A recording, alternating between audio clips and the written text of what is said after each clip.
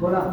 येळकोट येळकोट राजमाता पुण्यश्लोक अहिल्यादेवी होळकरांचा, राजे मल्हारराव होळकरांचा, राजे यशवंतराव होळकरांचा. जगाला सर्वप्रथम शांतीचा आणि क्रांतीचा संदेश देणारे तथागत सिद्धार्थ गौतम बुद्ध, अखंड हिंदुस्थानाचे आराध्य दैवत राजे छत्रपती शिवाजी महाराज, ज्या संत महात्म्यानं या महाराष्ट्राच्या मातीतून जगाच्या कल्याणाची प्रार्थना वाहिली असे संत श्रेष्ठ ज्ञानोबा माऊली, दगडाचे टाळत होण्याचा नाद, किटिलाचा छंद पांडुरंग. दगडाच्या टाळातून पांडुरंगाला भाव समाधी वाहण्याचं काम ज्या महात्म्याने केलं ते जगद्गुरु तुकोबाराय. तंजावर तहद पेशावर अवघा मुलूक आपला, असं म्हणत ज्या पित्यानं आपल्या पुत्राच्या काळजाला साथ घातली आणि अखंड महाराष्ट्राच्या या मातीमध्ये स्वराज्य निर्माण करून दाखवलं, ते स्वराज्य संकल्पक शहाजीराज भोसले. ज्या पुत्रानं आपल्या बापानं निर्माण केलेलं स्वराज्य स्वतःच्या खांद्यावरती घेतलं आणि हे स्वराज्य चालविण्याचं काम केलं ते राजे छत्रपती संभाजी महाराज, डॉक्टर बाबासाहेब आंबेडकर, महात्मा फुले, छत्रपती शिवाजी महाराजांनी निर्माण केलेलं स्वराज्य आणि त्या स्वराज्याची भव्य पताका त्यांनी स्वतःच्या खांद्यावरती घेऊन अटक पासून ते कटक पर्यंत या स्वराज्याचा भगवा झेंडा फडकवण्याचं काम केले. ते माळवा प्रांताचे सुभेदार राजे मल्हारराव होळकर, राजे यशवंतराव होळकर, मासाहेब जिजाऊ, मासाहेब भीमाई, मासाहेब रमाई या तमाम महापुरुषांना मी सर्वात प्रथम विनम्र अभिवादन करतो. मित्रांनो, देवत्व बहाल केल्याच्या नंतर अथवा देव किंवा देवी म्हणल्याच्या नंतर आपण त्यांच्या कार्याला सलाम करत असतो, परंतु त्यांच्या कार्याला सलाम करून या देशाच्या मातीमध्ये देवी ही उपाधी देण्यात आली. ती लोकमाता, राजमाता पुण्यश्लोक अहिल्यादेवी होळकर यांच्या त्रिशताब्दी जन्मोत्सवाच्या निमित्तानं मी मातोश्री अहिल्यादेवी होळकर यांना आपल्या सर्वांच्या टाळ्यांच्या गजरात त्रिवार मानाचा मुद्रा देतो. या व्यासपीठावर उपस्थित असलेले आपल्या सर्वांचे लाडके नेते आदरणीय शिवाजीरावजी खांडेकर साहेब, विनायकजी ढवळे साहेब, व्यासपीठावर उपस्थित सर्व मान्यवर आणि या जयंती उत्सव समितीचे अध्यक्ष आमचे बंधू नंदूभाऊ वाडकर, लालाभाऊ वाडकर, सर्व समितीचे माझे भाऊ, आपल्याला सुद्धा पुण्यश्लोक अहिल्यादेवी होळकर यांच्या जयंतीच्या निमित्तानं खूप साऱ्या शुभेच्छा देतो. खांडेकर मामा, खरं तर मी एक प्रचंड छोटा मुलगा आहे. तुम्ही तुमच्या व्यथा या व्यासपीठावरून समाजाच्या समोर सांगत होता, परंतु राजमाता पुण्यश्लोक अहिल्यादेवी होळकरांची 300वी जयंती आपण साजरी करतोय. हे राजकीय व्यासपीठ नाही, परंतु आपल्याला झालेल्या दुःख, आपल्याला झालेल्या वेदना आपण या ठिकाणी मांडण्याचा प्रयत्न केला. परंतु ज्या ज्या वेळेस समाजाला तुमची गरज आहे आणि तुम्हाला समाजाची ज्यावेळेस गरज आहे त्यावेळेस समाज म्हणून तुम्ही आणि तुम्ही म्हणून समाज निश्चितपणानं तुमच्या पाठीशी उभा राहणार आहे. परंतु आपल्या व्यथा मानत असताना माझी विनंती आहे, आपल्याला हात जोडून विनंती करेल की मातोश्री पुण्यश्लोक अहिल्यादेवी होळकरांचे विचार आपल्या समाजातल्या प्रत्येक माणसासमोर जावेत. हाच विचार या व्यासपीठाच्या माध्यमातून या ठिकाणी मांडला जावा. आपण जर येणाऱ्या काळामध्ये या भागामधून जर निवडणूक लढवण्याचा प्रयत्न करत असाल तर हा वडवडीचा विलास आमुटे नावाचा पोरगा कुठल्याही प्रकारचा स्वार्थ न बघता तुमच्यासाठी जीवाचं रान केल्याशिवाय राहणार नाही. कारण समाजातला प्रत्येक माणूस पुढे आला पाहिजे, समाजातल्या प्रत्येक माणसाने समाजातल्या माणसासाठी लढलं पाहिजे. ही सुद्धा आमच्यासारख्या तरुण मित्राची, तरुण युवकांची आता भावना झाली. खरं तर मातोश्री अहिल्यादेवी होळकर यांचा प्रचंड मोठा इतिहास आहे आणि तो इतिहास आपल्या समोर मांडण्यासाठी मी या व्यासपीठावरती उभा आहे.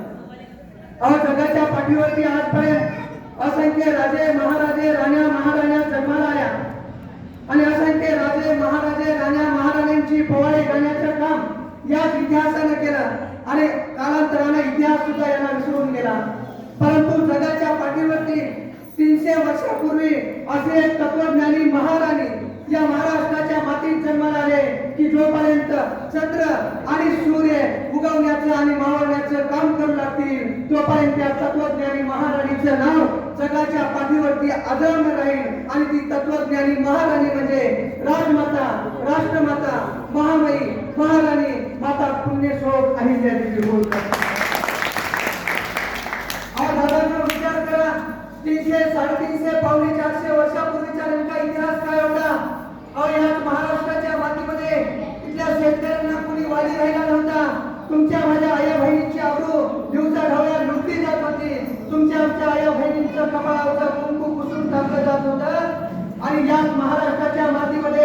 त्या शेतकऱ्यांना, कष्टकऱ्यांना, कामगारांना कोणी वाली राहिला नव्हता, त्याच वेळेस या महाराष्ट्राच्या मातीमध्ये स्वातंत्र्याचा आणि स्वाभिमानाचा हुंकार पेरून या रयतेच्या डोक्यावरती मायेचं छत्र धरणारं स्वराज्य छत्रपती शिवाजी महाराजांनी या महाराष्ट्राच्या मातीमध्ये निर्माण केलं.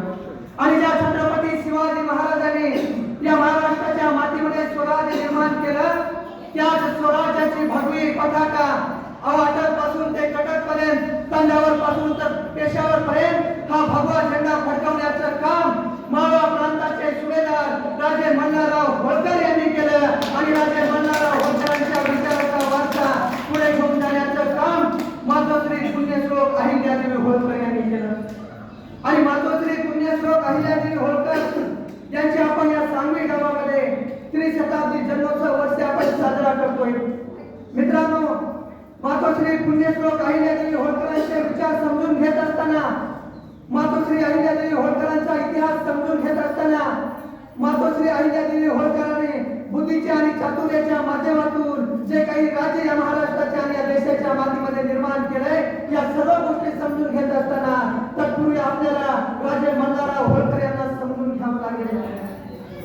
या महाराष्ट्राच्या मातीमध्ये दादानो सातारा नावाचा जिल्हा, या सातारा जिल्ह्यामध्ये फलटण नावाचा तालुका आणि या फलटण तालुक्यामध्ये होळ नावाचं छोटंसं गाव. या होळ नावाच्या छोट्याशा गावात एक छोटंसं कुटुंब राहत आहे, म्हणून त्यांना होळकर या नावाने ओळखलं जाऊ लागलं. वडील खंडोजी गावचे चौगुले म्हणून काम पाहत आहेत. साहेब, त्या काळामध्ये चौगुले म्हणजे जे पाटील आणि कुलकर्णीच्या हाताखाली काम करायचे त्याला चौगुले म्हटलं जायचं. त्या मुलाचं वय वर्ष 3 आहे. मुलाचं वय वर्ष 3 असताना त्या मुलाच्या डोक्यावरचं बाप नावाचं मायेचं छत्र हरवलंय. त्यावेळेस त्या माईला प्रश्न पडलाय, त्या कुटुंबावरती प्रचंड मोठा संकट आलंय. काय करावं हा भला मोठा प्रश्न उभा राहिलाय. घरची परिस्थिती तशी जेमतेम आहे. गावकीने आणि भावकीने या कुटुंबाला सांत्वन देण्याऐवजी, या कुटुंबाला आधार देण्याऐवजी यांची जी काही संपत्ती आहे त्या संपत्तीवरती गावकी आणि भावकीचा डोळा आहे.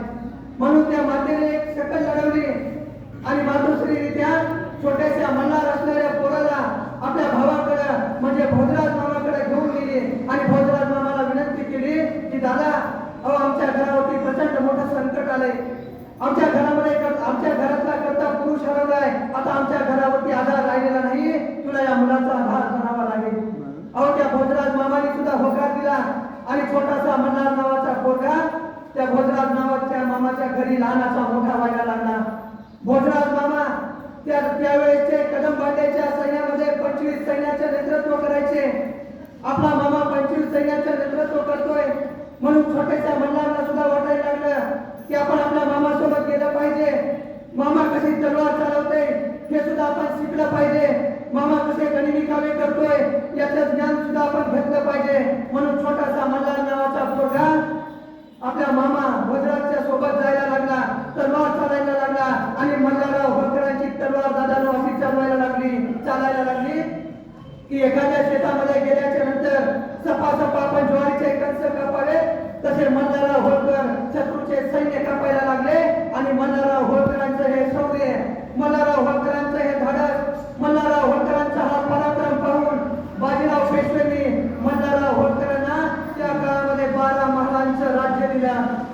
दादानो 12 महल त्या काळामध्ये म्हणजे आताचे 12 तालुके म्हणजे 12 तालुक्यांचं राज्य मल्हारराव होळकरांच्या नेतृत्वाखाली चालायला लागलं. आणि बापा विना जगणारा एक मेंढपाळाचा पोरगा, ज्याचा बाप राजा नाही, ज्यांची माय राणी नाही, तरी सुद्धा आपल्या तलवारीच्या पाठीने, आपल्या पराक्रमाच्या साह्यानं, शौर्याच्या धैर्याच्या साह्यानं हा मल्हारराव नावाच्या पोरानं 12 महालांचं राज्य 84 महालावरती गेलं आणि माळवा प्रांताचे सुभेदार मल्हारराव होळकर झाले. मल्हारराव होळकर एके दिवशी पुण्याच्या दिशेला जात असताना अहिल्यानगर जिल्ह्यातल्या चौंडी गावामध्ये मुक्काम पडलाय. गावामध्ये मुक्काम पडल्याच्या नंतर गावकऱ्यांना त्या काळामध्ये प्रचंड भीती वाटायची. कोणाचा तरी मुक्काम पडल्याच्या नंतर त्या ताफ्याजवळ कसं जावं म्हणून गावातला एकही माणूस त्या ताफ्यावर जवळ जात नाहीये. एक छोटीशी चिमुरडी मुलगी 7-8 वर्षाची सुंदर अशी देखणी पोरगी सीना नदीच्या काठावरनं शिवा मंदिराच्या दिशेने येते आणि शिवा मंदिराच्या दिशेने येत असताना ही छोटीशी पोरगी त्या ताफ्यातल्या हत्ती आणि घोड्यांचं तंबूचं बारीकपणे निरीक्षण करते. तंबूच्या बाहेर मल्हारराव होळकर बसले. मल्हारराव होळकरांना आश्चर्य वाटतंय. गावातला एकही माणूस या तंबूकडे येत नाही. ही छोटीशी 7-8 वर्षाची चिमुरडी पोरगी आहे. तिच्या डोळ्यामध्ये भय नाही, भीती नाही. ही पोरगी आपल्या ताफ्याच्या बाजूनं शिवा मंदिराच्या दिशेला येते. त्या शिवा मंदिरामध्ये मित्रांनो सगळीकडे त्या परिसरामध्ये अंधार पसरलेला होता आणि त्या मुलीच्या हातामध्ये एक ताट होतं, दिवाबत्ती होती. त्या मंदिरामध्ये पडलेला तो अंधकार त्या दिवाबत्तीच्या साह्याने त्या छोट्याशा मुलीनं दिवाबत्ती लावली आणि त्या परिसरामध्ये सर्व परिसर प्रकाशमय करण्याचं काम त्या छोट्याशा 7-8 वर्षाच्या चिमुरड्या पोरीनं केलं. मल्हारराव होळकरांना आश्चर्य वाटलं आणि न राहून मल्हारराव होळकरांनी त्या छोट्याशा 7-8 वर्षाच्या चिमुरड्या पोरीला विचारलं, काय ग बाळ, तुझं नाव काय, तू कोणाची पोरगी? तशी ती 7-8 वर्षाची चिमुरडी पोरगी त्या मल्हारराव होळकरांना धाडसानं सांगते की दादा, मी मानपती शिंदेची अहिल्या. तू मानपती शिंदेची अहिल्या? होय, मी मानपती शिंदेची अहिल्या. मल्हारराव होळकरांनी मानपती शिंदेच्या घराचा पत्ता काढला आणि सकाळी चहा पाण्याची सोय होईल म्हणून मानपती शिंदेच्या घरी मल्हारराव होळकर गेले. चाय पाणी झालं आणि मल्हारराव होळकरांनी थेट मानपती शिंदेला प्रश्न केला की मानपतीराव, माझा एकुलता एक पुत्र खंडेरावासाठी तुमची आयुष्या मी सून म्हणून घ्यायला तयार आहे. मानपती शिंदेना सुद्धा वाटलं, माळवा प्रांताचा सुभेदार आहे, मराठा वीर योद्धा आहे, शूर आहे, पराक्रमी आहे, धाडसी आहे आणि असा धाडसी माणूस आपल्या आईलेला मागतोय. म्हणून मानपती शिंदेने कुठल्याही प्रकारचा विचार न करता मल्हारराव होळकरांना खंडेरावाची पत्नी म्हणून देण्यासाठी मानपती शिंदेने होकार दिला आणि होळकरांचा आणि शिंदेचा शाही खात्यामध्ये मित्रांनो झाला. बघा, मल्हारराव होळकरांनी मानपती शिंदेना सांगितलंय की ज्या पद्धतीने माझा पुत्र खंडेरावांना शौर्याचे, धैर्याचे, पराक्रमाचे, साहसाचे धडे देणारा मी, माझ्या पुत्राला ज्या पद्धतीने तलवार कशी चालवायची, या लोकांचा न्याय कसा करायचा, या ठिकाणी गनिमी कामे कसे करायचे, हे सर्व धडे माझ्या पोराला देणार आहे. ते धडे माझी सून म्हणून आल्याच्या नंतर आईल्या देवीला सुद्धा देणार आहे आणि लग्न झाल्याच्या नंतर मल्हारराव होळकरांनी तेच धडे मातोश्री पुण्यश्लोक आईल्या देवी होळकरांना देण्याचं काम केलं. एके दिवशी मल्हारराव होळकर आणि खंडोजी राजे मोहिमेवरती असताना बाजीराव पेशव्यांनी प्रश्न केला मल्हारराव होळकरांना, मल्हारराव, तुम्हाला 84 महालांचं राज्य दिलंय, तुम्हाला माळवा प्रांताचा सुभेदार पद दिलंय आणि या 84 महालांच्या माळवा प्रांताचा सुभेदार दिल्याच्या नंतर तुम्ही मल्हारराव, तुम्ही या ठिकाणी मोहिमेवरती आहात, तुमचा मुलगा सुद्धा मोहिमेवरती आहे, मग तुमचा माळवा प्रांताचं ते राज्य नेमकं पाहताय कोण? तुम्ही कोणाच्या खांद्यावरती हे राज्य सोडलात? तसं मल्हारराव कळाले आणि बाजीराव पेशव्यांना सांगायला लागले की बाजीराव, माळवा प्रांताचं जे काही राज्य आहे मी दुसऱ्या कोणाच्या खांद्यावरती दिलेलं नसून माझी सून आईल्या देवी होळकरांच्या खांद्यावरती दिले. बघा मित्रांनो, एका सासऱ्याचा आपल्या सुनेवरती किती विश्वास आहे. आपल्या समाजामध्ये अशाच प्रकारचं सासऱ्याचं आणि सुनेचं नातं होणं, तयार होणं ही काळाची गरज आहे. आज मातोश्री अहिल्यादेवी होळकरांनी 300 वर्षापूर्वी या देशाच्या मातीमध्ये पराक्रम केलाय. मातोश्री अहिल्यादेवी होळकरांच्या हयातीमध्ये त्यांचा नवरा खंडेरावाचं निधन झालंय. खंडेराव कुंभेरीच्या लढाईमध्ये लढाई करत असताना तोफेचा एखादा गोळा यावा आणि तोफेचा गोळा खंडेरावाच्या छाताडावरती बसावा आणि खंडेराव रक्ताच्या थारोळ्यामध्ये पडावे आणि खंडेरावाचा मृत्यू व्हावा. त्यांच्या हयातीमध्ये ज्या सासऱ्यानं आपल्या सुनेला मुलीप्रमाणे वागणूक दिली त्या सासरे मल्हारराव होळकरांचं निधन झाले. ज्या पोटच्या पोराला तर हाताच्या फोडाप्रमाणे जपतो त्या पोटच्या गोळ्याचा सुद्धा म्हणजे मानवजीरावांचं सुद्धा निधन झाले. ज्या प्रत्येक आई वडिलांची इच्छा असते की आपल्या मुलीला चांगल्या घरी दिलं पाहिजे, तिचा संसार थाटामाटामध्ये चालला पाहिजे, त्या मुलीचे पती म्हणजे यशवंतराव खडसे यांचं सुद्धा मातोश्री अहिल्यादेवी होळकरांच्या हयातीमध्ये निधन झाले मित्रांनो. आणि घरामध्ये राज्य करू शकेल असा करता पुरुष उरलेला नाहीये. आणि याच गोष्टीचा फायदा घेऊन गंगोबा चंद्रचूड नावाच्या दिवाणानं राघोबा पेशव्यांना एक पत्र लिहिलंय आणि त्या पत्रामध्ये गंगोबा चंद्रचूड लिहितोय की राघोबाजी, बाई आपला आहे, बाई व्यक्ती आहे आणि होळकरांचं प्रचंड मोठं वय तुम्ही प्रचंड मोठी सैनिकांची फौज या होळकरांच्या राज्यावरती चालून येण्यासाठी तयार करा. तुम्हाला हे होळकरांचं राज्य मिळाल्याशिवाय राहणार नाही. आणि या संधीचा फायदा घेण्यासाठी राघोबा पेशव्यांनी 30,000ची फौज तयार केली आणि 30,000ची फौज होळकरांच्या राज्यावरती घेऊन येण्यासाठी राघोबा पेशवा निघालाय. मातोश्री पुण्यश्लोक अहिल्यादेवी होळकरांना ही बातमी कळाली. मित्रांनो, विचार करा, मातोश्री पुण्यश्लोक अहिल्यादेवी होळकरांची दूरदृष्टी कशी असेल. त्या काळामध्ये मातोश्री पुण्यश्लोक अहिल्यादेवी होळकरांनी आपल्या राज्यामध्ये 5,000 महिला स्त्रियांची फौज त्या काळामध्ये म्हणजे 300 वर्षापूर्वी तयार केले. म्हणजे या देशाच्या मातीमध्ये स्त्रियांची पहिली फौज निर्माण करणारी राजमाता पुण्यश्लोक अहिल्यादेवी होळकर ही एकमेव राणी होती. आपल्याला माहित आहे, मागच्या काही दिवसामध्ये आपल्या या देशामध्ये ज्या वेळेस पहलगामचा हल्ला झाला आणि या पहलगामच्या हल्ल्यामध्ये आपल्या देशातल्या 26 पर्यटकांचा मृत्यू झाला, निधन झालं. दादानो, आणि या गोष्टीचा बदला घेण्यासाठी या देशाच्या मातीमध्ये ऑपरेशन सिंदूर नावाची मोहीम राबविली आणि त्या ऑपरेशन सिंदूर नावाच्या मोहिमेचं नेतृत्व एका महिलेने केलंय. म्हणजे 300 वर्षापूर्वी एका महिलेने हातामध्ये तलवार कशी घ्यायची आणि आपल्या तलवारीच्या माध्यमातून इथल्या लोकांना न्याय कसा द्यायचा हा विचार मातोश्री अहिल्यादेवी होळकरांनी त्या काळामध्ये दिलाय. आणि तोच विचार माझ्या देशाच्या मातीमध्ये आपल्याला पाहायला मिळतो. मित्रांनो, हे मातोश्री अहिल्यादेवी होळकरांचे विचार आहेत. मग मातोश्री अहिल्यादेवी होळकरांना कळालं की राघोबा पेशवे आपल्यावरती फौज घेऊन येतोय. मातोश्री अहिल्यादेवी होळकरांनी सुद्धा एक पत्र लिहिलं राघोबा पेशव्यांना आणि त्या पत्रामध्ये मातोश्री सांगतायत की अहो राघोबा, तुम्हाला वाटत असेल बाई आपला आहे, अहो राघोबा तुम्हाला वाटत असेल बाई एकटी आहे, बाई काही करू शकणार नाही, परंतु हीच बाई ज्यावेळेस खांद्यावरती भाला टाकून रणांगणावरती उभी राहील त्यावेळेस तुम्हाला प्रचंड वेळ जाईल. समजा तुम्ही जर आमच्या सोबत युद्ध करण्यासाठी आलात आणि आम्ही तुमच्याकडून जर आमचा पराभव झाला तर आम्हाला कोणीही नाव देणार नाही, परंतु आमच्या स्त्रियांच्या फौजेकडून तुमचा जर पराभव झाला तर जगामध्ये तुम्हाला तोंड दाखवायला सुद्धा जागा राहणार नाही. हे अहिल्यादेवी होळकरांचे शब्द ऐकून राघोबा पेशवे 30,000ची फौज घेऊन येत असताना ते मातोश्री अहिल्यादेवी होळकरांचे शब्द ऐकल्याच्या नंतर परत गेलाय. म्हणजे विचार करा मित्रांनो, एखाद्या शत्रूला रणात पराभूत करण्याऐवजी शत्रूला आधी मनात पराभूत करायचं असतं आणि मनात पराभूत झालेला शत्रू रणात उभाच राहू शकत नाही हे मानत असतं. अहिल्यादेवी होळकर यांना 300 वर्षापूर्वी अवगत होतं. म्हणजे आपण म्हणतोय की मातोश्री अहिल्यादेवी होळकरांनी शस्त्राच्या माध्यमातून नाही तर बुद्धी चातुर्याच्या माध्यमातून राज्य निर्माण केले. हे राज्य मातोश्री अहिल्यादेवी होळकरांनी निर्माण केले. दादा, तुमचा आमचा प्रचंड मोठा गौरवशाली इतिहास आहे. तुमचा माझा प्रचंड मोठा वैभवशाली इतिहास आहे.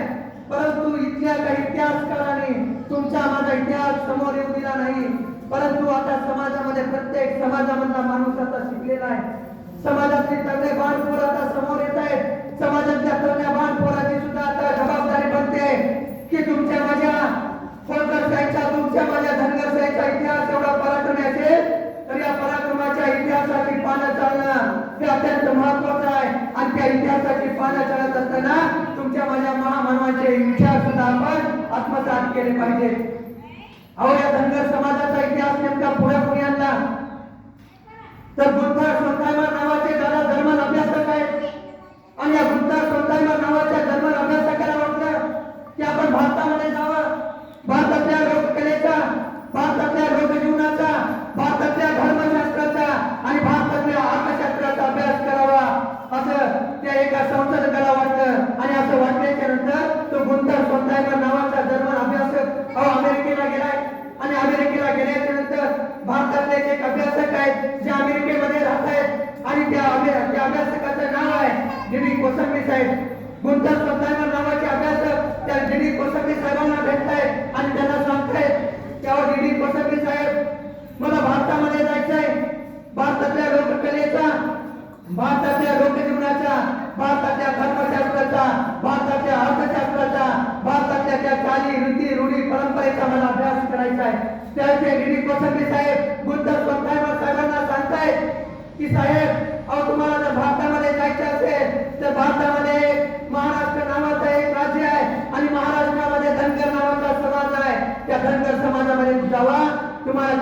गेल्याच्या नंतर त्या भारताचा अभ्यास होईल, भारताच्या लोककलेचा अभ्यास होईल, भारताच्या धर्मशास्त्राचा अभ्यास होईल, तिथल्या चाली रीती रूढी परंपरा तुम्हाला समजून येतील.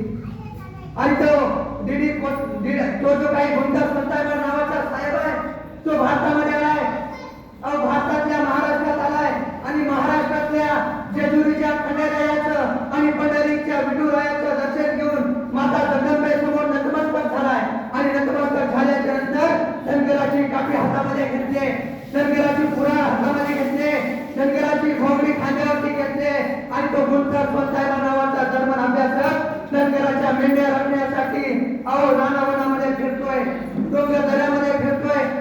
धनगर समाजाला सुद्धा वाटलं की हे जर्मन अभ्यासक आहे आणि हा जर्मन अभ्यासक आपली माहिती जाणून घेतोय. म्हणून धनगर समाजातली माणसं मित्रांनो बोलायला लागली आणि धनगर समाजाचा खरा इतिहास समोर यायला लागला.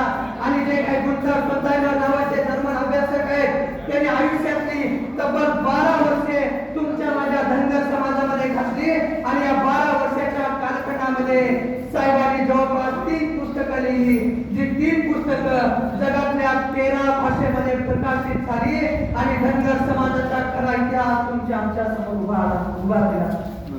मग आपल्या लोकांना कळायला लागलं की मल्हारराव होळकर कोण आहेत, मग लोकांना कळायला लागलं यशवंतराव होळकर कोण आहेत, मग लोकांना कळायला लागलं राजमाता पुण्यश्लोक अहिल्यादेवी होळकर कोण आहेत, मग लोकांना कळायला लागलं तुकोजीराजे होळकर कोण आहेत आणि धनगराचा गौरवशाली इतिहास समोर यायला लागला.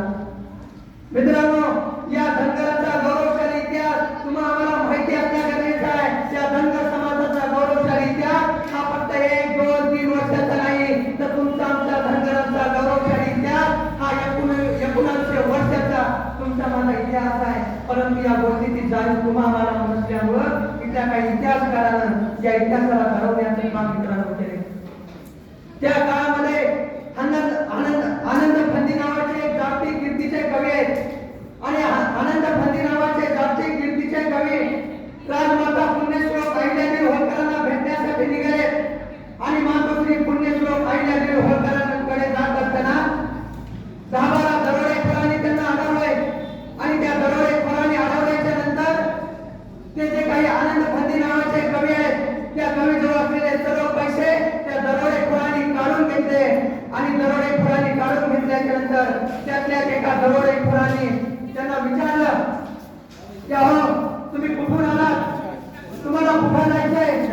त्यावेळेस आनंद फंदी नावाचे कवी म्हणाले तेव्हा मी पुण्याच्या भागातून आलोय आणि पुण्याच्या भागातून आले असल्या कारणामुळे मला मातोश्री अहिल्यादेवी होळकरांना भेटायचंय.